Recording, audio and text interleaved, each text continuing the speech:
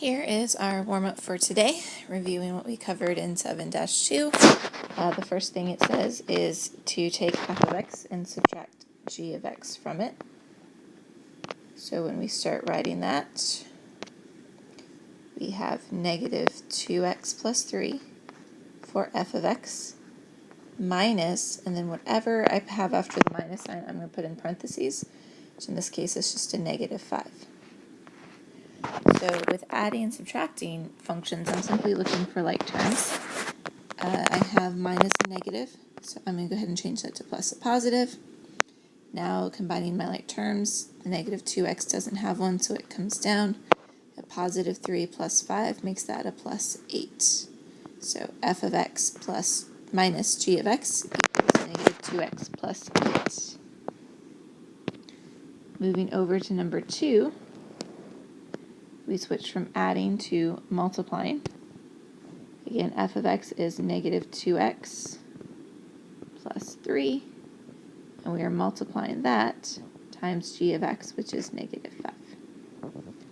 You could put the negative 5 at the end, but we typically see the number first, which is why I put the negative 5 there. Now we've got parentheses, so we're going to distribute. So I have 10x, and then it's a negative times a positive. The negative times the positive, which means my answer will be a negative, and then 5 times 3 is 15. Check your answers, see how you did. Make sure you're grading your warm-ups. Looking at your 7-2 Part 2 homework, which this was most of the word problems. It started with 5 and 6 on the guided practice page. Number 5, they started with 195 cookies.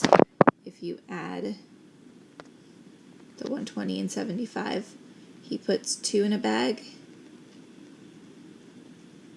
Oh, sorry, he puts 3 of the chocolate chip, 2 in of the sugar cookie, so that makes a total of 5 in each bag. So 195 minus 5x represents how many cookies he has. Since it doesn't ask the specific type of cookies, this is just as simple as 195 minus 5x. The next one, Brenda is buying 6 concert tickets online. Each costs $15 plus a service fee of X dollars. So since we don't know what that is, X plus 15 times the 6 tickets she's buying, we could go ahead and simplify it to 6x plus 90. Scrolling on up, 17 ABC. They're asking you to write 2 different functions, the raffle and the donations.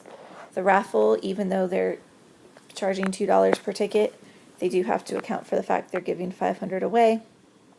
And then the dinner is 10T plus they've already had 400 donated. So R plus T is the total, and that comes out to be 12T minus 100. Here is 18 and 19. 18 is very similar to the one previous, only the total for part C is you have to multiply them together. Number of guests times the price per guest. 19, the first thing is you would add g of x plus h of x, so I put that in brackets, and then you distribute the 3, which is where the negative 3x plus 3 came in. Part B, you were multiplying them each by 3 before you added them.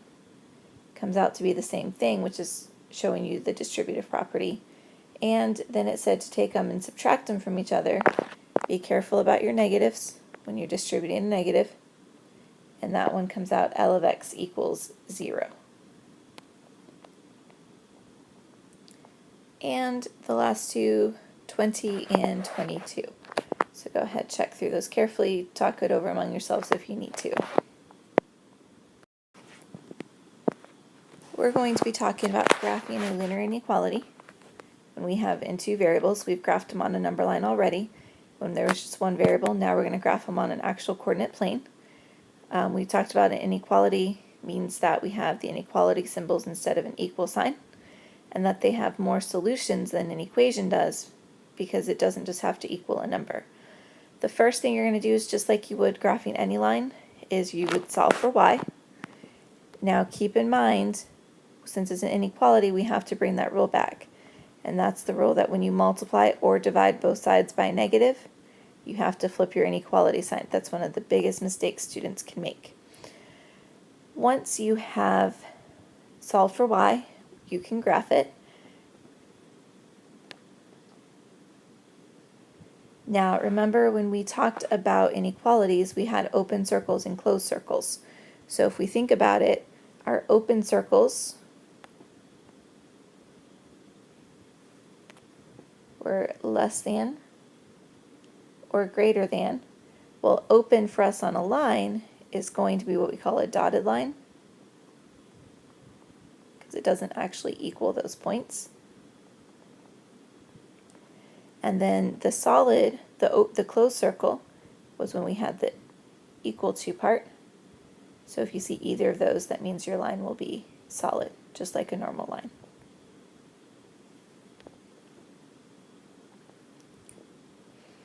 That line is what we refer to as the boundary line.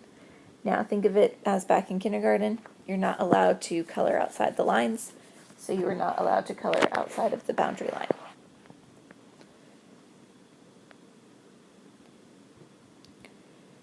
So step 2, you're going to graph it. Since we've got the less than or equal to inequality, that is a solid line, and then you have to figure out where to shade. We're going to really work on the shading part with test points. An easy test point to pick is generally the point 0, 0. And what you're looking for is, does that make it a true or false statement? If it makes it true, then you would shade with the 0, 0. If I plug 0, 0 in here, and again, we'll do one completely from scratch in a minute, but if I plug 0, 0 in for this inequality, it would be 0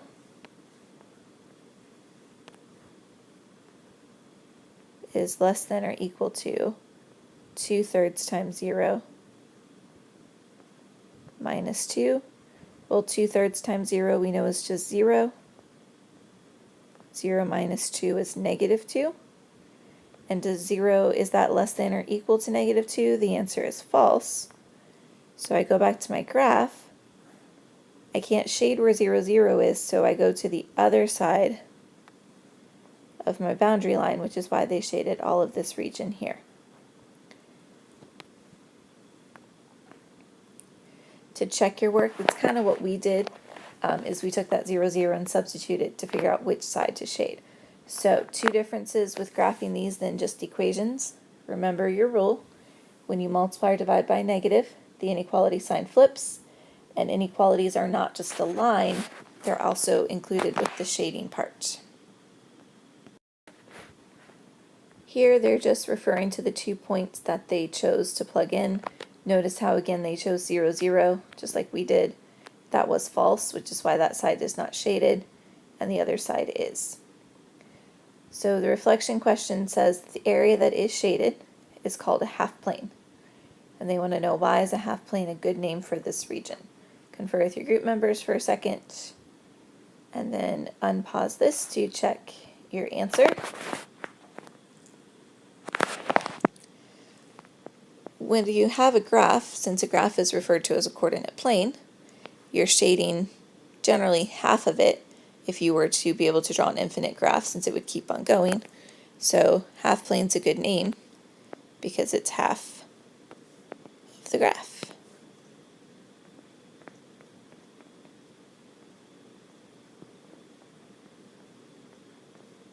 Might not always look like a half of a graph depending on what region you're shading, but if you were to continue your graph, it would be.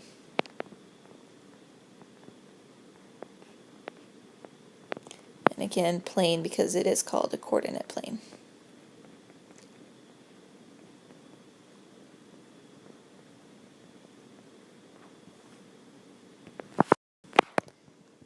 So now we're going to do one completely from scratch, so we can work through all the steps together, and then we'll make sure you have some practice ones as well. So the first thing we need to do is to solve for y. So I'm going to take this inequality get y by itself. The first step to do that would be to get rid of the 4x. So we're going to go minus 4x to both sides. So that cancels. I'm left with negative 8y is greater than or equal to negative 4x plus 32. Y is not by itself yet, so we need to get rid of the negative 8. So we're going to divide everything by negative 8. And I said those words divide by negative, which means warning bells need to be going off in your head. Because when we divide by that, our inequality sign is going to flip. So greater than or equal to becomes less than or equal to. The two negatives with the 4 over 8 will cancel out. So I have a positive 4 over 8. Hopefully we realize can simplify to 1/2 x. And then 32 divided by negative 8 is a negative 4 or a minus 4. So now that my inequality is solved for y, we can go ahead and graph this. Looking at my inequality sign, think back to what we listed on the first page and ask yourself if this will be a solid or a dotted line. And the answer to that should be solid. So I'm going to go ahead and write that down to remind myself when I graph it. So going over to the graph, our first point is at the negative 4. Be careful with your graph because it is going up and down by 2's. So when I do negative 4, that's really still just there. Now up 1 over 2, you can actually do a couple different ways. Up 1 means you would be halfway in the block, so you would go up 1 and then over an entire block for since it's 2. Or you could go up 1 block and then go over 2. Both ways will work. I'm going to go ahead and do the second one just because that way I don't have to estimate. So up 1 block over 2, and then do that one more time. And then we already said it's solid. Connect it with as straight of a line as possible. Mine's probably going to be a little crooked here, so bear with me.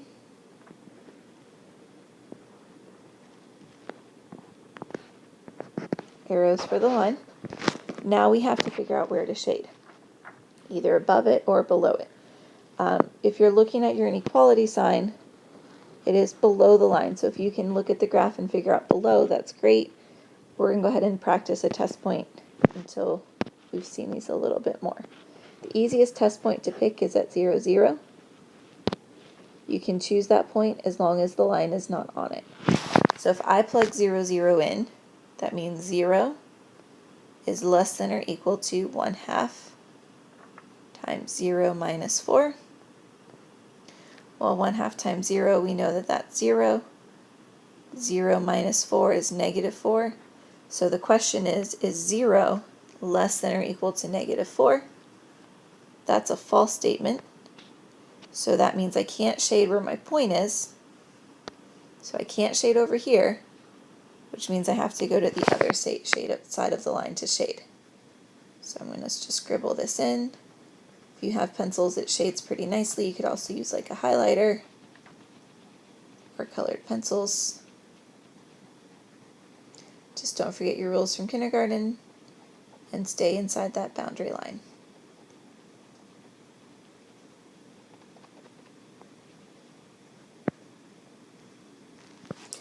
So what this means is any solution that is in this region, including the line since it's solid, is a solution to this inequality. Example 2 walks you through another one again. If you look at the line, you'll notice this time that it's a dotted line, or dashed line, however you prefer to call it. And if you look at your inequality sign, you'll notice that it's simply greater than, or which makes sense, that it's not the or equal to. So greater than or less than does refer to the dotted line. They showed you how to solve for y, if you want to go back and look, and how to graph it. So the last 2 steps we need to worry about are what side of that line to shade. Step 3, they looked at the fact that the line was greater than the inequality. So they're saying that this side of the line is greater than. Sometimes, depending on the line, it's a little bit harder to tell, which is why, again, I always recommend choosing a test point. And again, 0, 0 works here. So if I were to take that inequality and plug 0 in,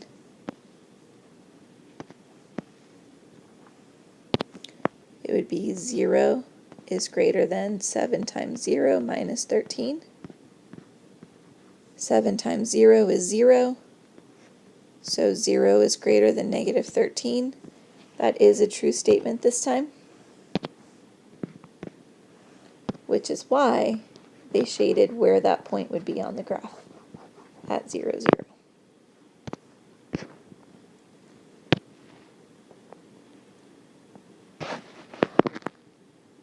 So for questions 3 and 4, they do change the lineup on you. It's no longer the one that's graphed up there. It's 6x minus 3y is less than 24, and they want to know which of the following would be a solution. Well, you could graph it, or we know that in an ordered pair, we have an x and a y value. We did this back in Module 5 when we talked about finding solutions. So we would take each x and y and replace it into the 6x minus 3y and see which ones make a true or false statement. So go ahead at your groups, take a moment and do that, and come up with a consensus of an answer before you unpause this. You should have been able to rule out the first ordered pair. The negative 3 times negative 9 for the y becomes a positive 27. So that ordered pair is gone. 6 and 4, if you plug that in, made a 24 on the left. 24 is not less than 24, so that one is ruled out. 4 and 1 would be 6 times 4 minus 3 times 1. So you have 24 minus 3, which is less than 24. So the correct answer was 4, 1. Keep in mind this is the type of question that could have more than one answer possibly. Number 4 is asking you to do the same thing. So if we substitute 4 and 0 in, we have 6 times 4 minus 3 times 0, and we want to know if that's less than 24. So I have 24 minus 0. Is that a true or a false statement? Again, just like in the 6-4, that is a false statement because 24 is not less than 24. So it is not a solution because 24 is not less than 24.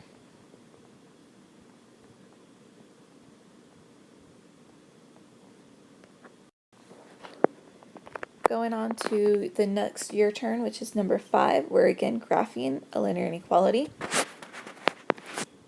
So the first thing I want you to do is to solve for y, and then do your best to graph this. So go ahead, work in your groups, and then unpause to check this as you finish. So when we're solving for y,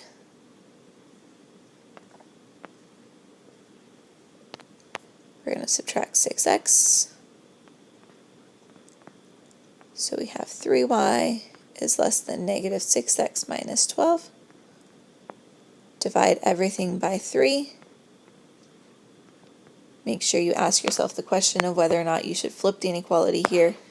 The answer to that is no, because we're dividing by a positive, but just always keep that in the back of your mind. So y is less than negative 2x minus 4. Looking at my inequality sign, it does not have the equal to part, so this is going to be a dotted or a dashed. So I'm going to write that down to help myself remember.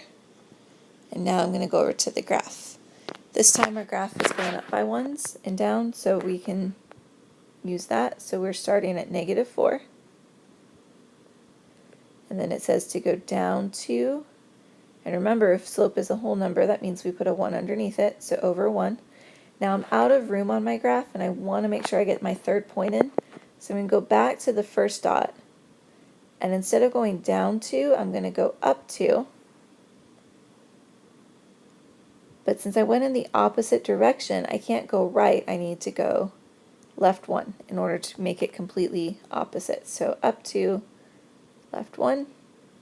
And now again, check the fact it's dotted. So when I connect it, I want to leave spaces in my line. Use a ruler, please, trying to keep your line as straight as possible. I don't quite have the option here. So there's my dotted line. Now we need to check a test point. 0, 0 is not on the line, so I can use that. So going back to here, I want to know, is 0 less than negative 2 times 0 minus 4?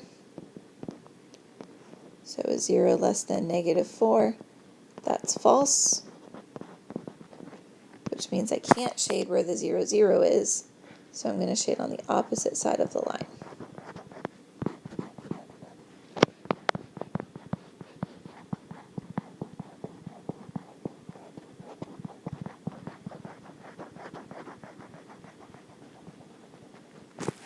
And there is your graph. I want you to go ahead and turn to the guided practice and work on questions 1 and 2. Keep in mind you do not have to use their fill-in boxes if that makes it more complicated. I think sometimes it does, so feel free to write off to the side. You can check your answers, I'll have them up here, but work with your groups. And then once you've checked your answers, you can always confer with them to see what happened.